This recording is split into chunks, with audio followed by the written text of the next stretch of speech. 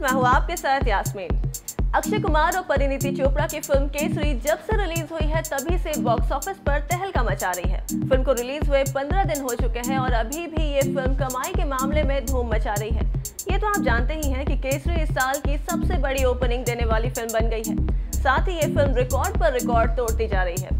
जहां एक तरफ केसरी ने अक्षय की ही फिल्म राउडी राठौड़ के 133 करोड़ के कलेक्शन को पीछे छोड़ दिया है, वहीं अब लीजिए केसरी ने खिलाड़ी कुमार की फिल्म टॉयलेट एक प्रेम कथा की कमाई को बीट कर दिया है।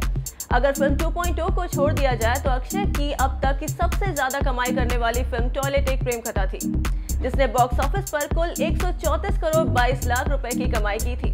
वहीं केसरी ने 15वें दिन लगभग 2 करोड़ 7 लाख की कमाई की है। इसी के साथ फिल्म ने अब तक 135 करोड़ 52 लाख रुपए का कारोबार कर लिया है। ऐसे में केसरी अक्षय के करियर की दूसरी सबसे ज्यादा कमाई करने वाली फिल्म बन गई है। कहना गलत नहीं होगा कि अक्षय कुमार ने एक और बड़ा रिकॉर्ड अपने नाम कर लिया है। अनुराग सिंह के डायरेक्शन में बनी इस फिल्म को वर्ल्ड वाइड 4200 स्क्रीन पर रिलीज किया गया है। बात करें फिल्म के बजट की तो फिल्म का बजट लगभग 100 करोड़ है। बता दें कि इस फिल्म की कहानी 12 सितंबर 1897 को लड़ी गई सारागढ़ी की लड़ाई पर बेस्ड है। वेल, देखने वाली बात तो अब ये होगी कि केसरी आने वाले दिनों में और कितने रिकॉर्ड अपने नाम करती है। वैसे आपको केसरी कैसी लगी हमें कमेंट करके जरूर बताएं।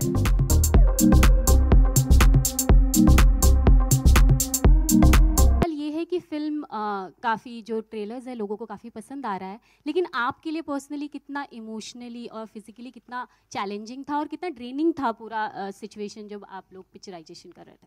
ओके, सो मेरे लिए चैलेंजिंग बिल्कुल नहीं था, क्योंकि रिसर्च और ये सारी चीज़ें जो थी वो मेरे डायरेक्टर ने सब कुछ करके रखा था और मतलब हर सवाल का जवाब इनके पास था।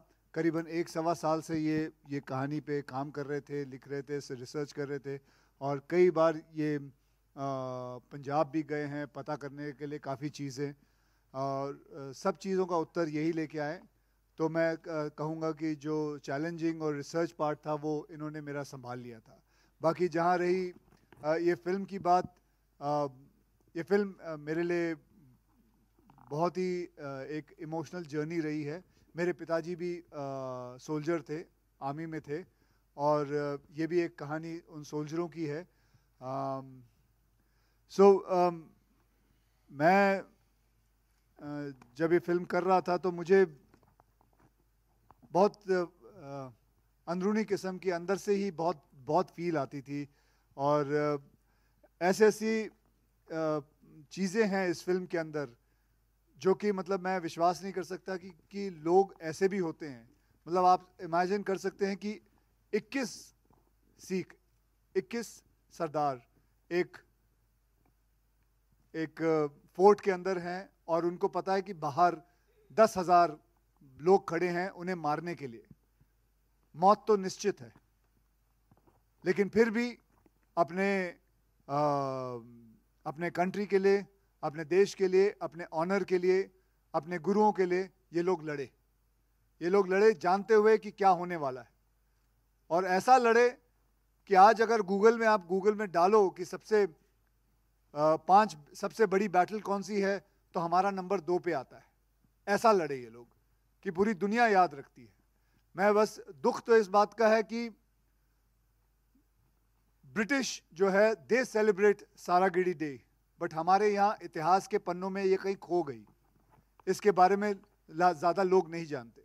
लेकिन मैं तो यही चाहूँगा और दरख्वास्त करूँगा कि जितने भी माँ बाप हैं अपने बच्चों को ये फिल्म ज़रूर दिखाएं, क्योंकि ये एक एजुकेशनल फिल्म भी है, इतिहास वाली फिल्म है और सच्ची कहानी है। सिर्फ हम इतना प्रभावित हो जाते हैं जब हम 300 जैसी एक फिल्म देखते हैं, हम सोचते हैं क्या फिल्म बनाई है, जबकि वो फिल्म आप सभी जानते हैं कि एक फिक्टिशियस फिल्म है, लेकिन बहुत अच्छी बनाई। लेकिन ये तो रियल फिल्म है, ये तो रियल लोग थे, ऐसे लोग रियल थे। तो बहुत ही एक I can just tell you बहुत फील वाली रही है। और ख़ास करके जब इन्होंने मेरे डायरेक्टर ने मुझसे वो लास्ट के 15-20 मिनट जो फिल्म के अंदर है वो जो करवाया है, और ये ख़ास करके गाना ये लास्ट में आता है, एक वो वाली जर्नी है जब एक सोल्जर को गोली लगती है और उसके पास करीबन 30 या 35 या 40 सेकंड होते हैं, मृत्यु के एकदम नजदीक आ चुका है, वो क्या सोचता है। वो 35 सेकंड के अंदर उसके अंदर वो सारी जो उसकी कथा होती है, जो बचपन से उसके गुजरी है, माँ बाप से लेके बीवी बच्चे से सब आ जाते हैं। सो ये बहुत ही इमोशनल जर्नी रही है। ये आप जब पिक्चर देखोगे आप खुद ही महसूस करोगे। बस आप लोगों से यही दरख्वास्त है कि आप ज़रूर ये लिखें कि मैं चाहूँगा कि इस फिल्म को बच्चे ज़रूर देखें। Youth should watch it because it's a lot of learning process in this film which is a real thing. Madhu BBC Hindi से Akshay Baji here on the left. First of all, this is Simran Singh here. First of all, thank you to the team for bringing this film, for making a film on this subject, and thank you for this emotional, heartfelt tribute to the martyrs. My question to you is a concerning question. So, your film Kesari tells us about the true meaning of this color. This is the color of sacrifice, valor, and bravery. But how? Doesn't bother you when you have a contemporary who is using the same color, but he has used as a product with tobacco. So that's my question to you. I don't know. वो केसर और केसरी को दोनों mix कर गए। नहीं, that you know, I'm not naming the brand. Yeah, I'm not naming anything. हम से आपने ऐड बीच में पता नहीं कहाँ से ले आए। मतलब हम कहीं और जा रहे हैं, भाजी तुसी कितने और चले गए हो। तो कोई गल नहीं। लेकिन भाजी I don't think like that. मैंने कभी जिंदगी में अपने ख्वाब में नहीं सोचा था कि ऐसा प्रश्न मेरे पास आएगा। लेकिन कोई बात नहीं। इसके बारे में जैसे आपने मुझसे प्रश्न पूछा, उसका उत्तर मैं सारी जिंदगी लगा लूँ, मैं नहीं दे पाऊंगा। तो भाजी आई एम सॉरी, मेरे पास नहीं है उसका उत्तर। हाय अक्षय, BBC हिंदी से मधु। सबसे पहले तो ये जब गाना हमने देखा काफ़ी इमोशनल हो गए हम लोग, उन शहीदों की कुर्बानी हमें याद आ गई।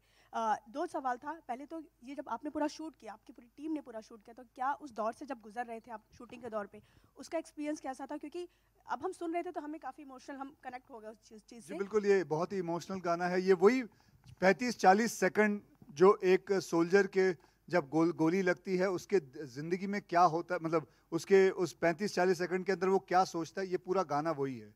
एंड मैं दाद देता हूँ जिन्होंने ये गाना लिखा है कि किस हिसाब से लिखा है। मतलब वो वर्ड मैं कभी नहीं भूल सकता कि माँ कहती है तू मेरा चांद है और चांद हमेशा रहता है। बहुत सारे ऐसे वर्ड्स हैं अंदर जो बहुत अच्छी तरह पिरोए गए हैं। And it was a very very emotional journey ma'am. दूसरा मेरा सवाल ये था कि ये फिल्म कहीं ना कहीं मतलब जिस तरह से आप भारत के वीर से जुड़े हैं, बहुत अच्छा काम कर रहे हैं, लेकिन ये फिल्म कहीं ना कहीं डेडिकेट है, तो उसका भी जानना चाहेंगे, उसके पीछे का कारण क्या है?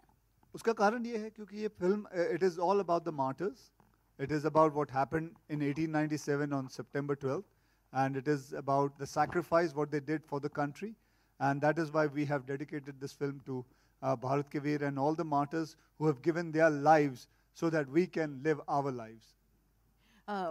करण जी, मेरा सवाल आपसे है, इसी से ही कनेक्टेड जो मधु ने पूछा। एक फिल्म मेकर होने के नाते आपसे पूछना चाहूँगी कि उरी और पुलवामा के बाद जो माहौल बना है उसमें ये फिल्म कितनी अहम है, और इस फिल्म को जो अभी माहौल बना है उसका कितना फायदा मिलेगा? अच्छे वे में पूछ रही हूँ, खराब वे में नहीं पूछ रही हूँ। देखिए, जब हमने ये पिक्चर ये प्लान की थी और बनाई थी, तो जिस माहौल का आप जिक्र कर रहे थे वो माहौल था नहीं। वो माहौल हमारे देश का था, जिस देश में हम रहते हैं, जिस देश की मिट्टी के हम हैं। ये फिल्म उसी मिट्टी से बनी हुई है। इस फिल्म का दिल बड़ा है, और ये जो बड़ा दिल है ना, वो आप किसी भी दौर में भी आप रिलीज कर लो। अगर आप वाकई अपने देश से प्यार करते हो, प्रेम करते हो, और जिन लोगों ने अपनी जान गंवा दी इस देश के लिए, अगर वो कनेक्शन आपके दिल में है, तो आपको किसी भी माहौल में ये पिक्चर रिलेट कर पाएगी, आपसे रेजोनेट कर पाएगी, और आप रिलेट करोगे और आप पसंद करोगे और आप गर्व करोगे कि ऐसे इंसान थे और आज भी हैं। तो ये माहौल की बात नहीं है, ये फिल्म की बात है, कहानी की बात है, और हिंदुस्तानी होने की बात है। हाय, सोहेल here, आपके सामने। Congratulations to Akshay, Parineeti, Karan and the entire team. जब ट्रेलर आउट हुआ था तभी also we could feel that connect actually very emotionally. मैं चाहता हूँ, मेरा क्वेश्चन है कि जब पहली बार आपसे ये नरेशन किया था, और ये look specially actually Akshay ji, I think so कि इस तरह का लुक हमने पहले कभी आपको देखा नहीं, इस तरह के लुक में। पहले तो हम जानना चाहेंगे कि ये लुक था सरदार वाला, बड़ी बियर्ड, टर्बन, और ख़ास करके आजकल हम सिख को इतने बड़े टर्बन में नहीं देखते, और ख़ास करके जो रिंग है, स्वॉर्ड, उसका कुछ एक्सपीरियंस हम जानना चाहेंगे। कुछ बताना, it's a very big and a very long sword, शायद बहुत वजनदार होगी। हाँ बिल्कुल, जो पग थी करीबन 1.25 किलो की, 1 किलो की पग थी, और 4-5 किलो की तलवार थी। वैसे उस वक्त की बात अगर हम करें तो उस वक्त जब वो तलवार पकड़ते तो वो करीबन 20 या 22 किलो की तलवार पकड़ते थे, क्योंकि वो लोग असली घी खाते थे। हम डालडा हम बराबर दही भी नहीं खा सकते। आप अभी भी असली घी खाते हो, इसलिए इस तरह लगते हो। हाँ, वो बनावटी चीजें तो हम खाते हैं।